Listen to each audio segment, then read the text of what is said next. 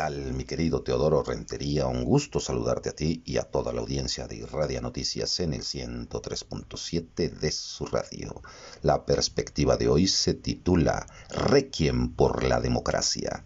En cualquier régimen que se haga llamar democrático, debería preocupar mucho la práctica de los oídos sordos del gobierno a las demandas de las minorías o la simulación de que se las toma en cuenta.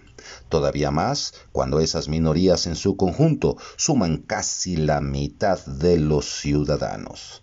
Queda claro que el 54% de los electores, como en el caso de las más recientes elecciones parlamentarias mexicanas, no representa ni con mucho a la totalidad de la población, así como que el otro 46% de opositores en una democracia claramente polarizada, pero que se dice democracia al final de cuentas, tendría que buscar el diálogo, los acuerdos y los consensos para ejercer el mandato popular en forma incluyente.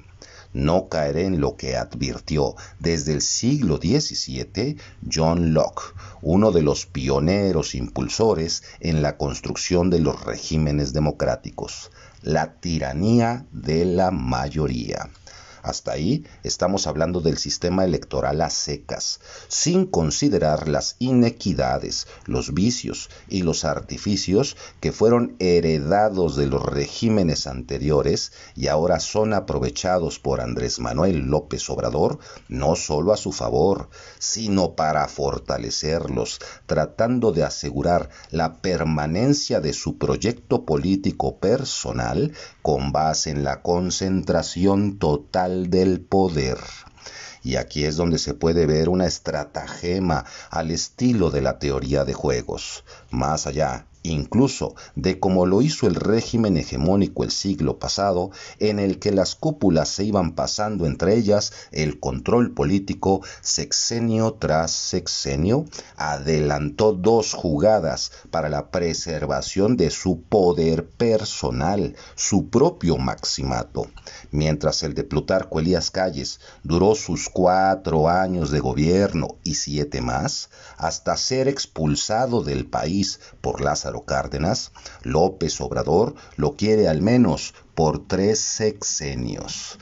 Deja como heredera para su segundo periodo constitucional a Claudia Sheinbaum y perfila para el 2030 al hijo que lleva su mismo nombre de pila, Andrés Manuel López Beltrán.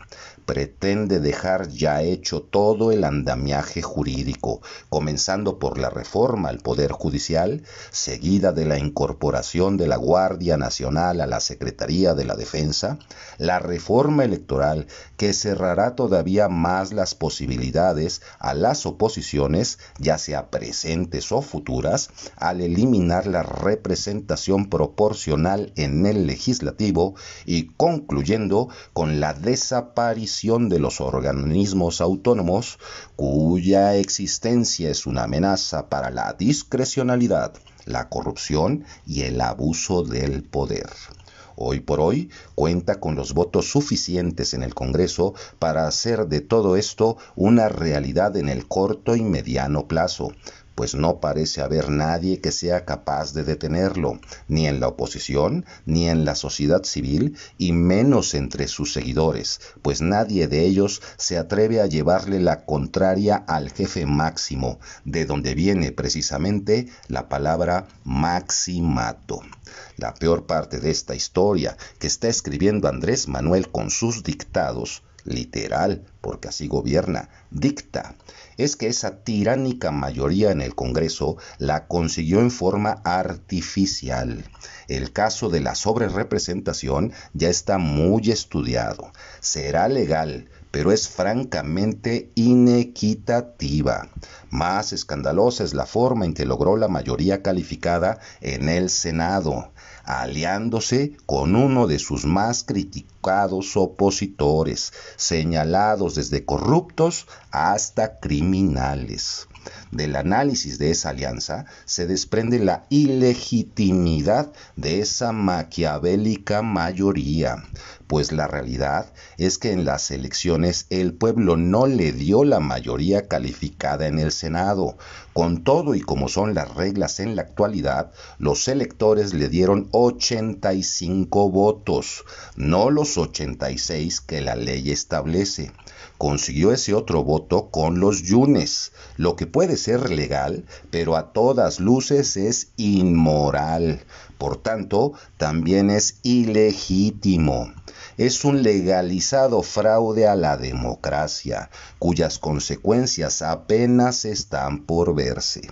¿Y de verdad cree usted que esas consecuencias serán de beneficio para el país? Y para iniciados, nadie puede negar que AMLO es un gran estratega político. Quizá el mejor que haya llegado a la presidencia de la República, superando hasta a Salinas de Gortari, si usted quiere. Como tampoco nadie podría negar que ha sido el más grande demagogo, mentiroso, rencoroso, vengativo y demás de los políticos mexicanos. Fue capaz de hacerse del poder enarbolando la bandera de ver primero por los pobres y luchar contra la corrupción, cuando en realidad aprovechó los programas sociales y sus mega obras para ver por él y los suyos, dejando a su paso un sistema político corrompido, con un futuro incierto como nunca. La esperanza de México se convirtió en un requiem por la democracia. Yo soy su servidor y amigo Marcos Pineda Godoy. Le deseo que tenga un excelente fin de semana y no se olvide que la información es poder.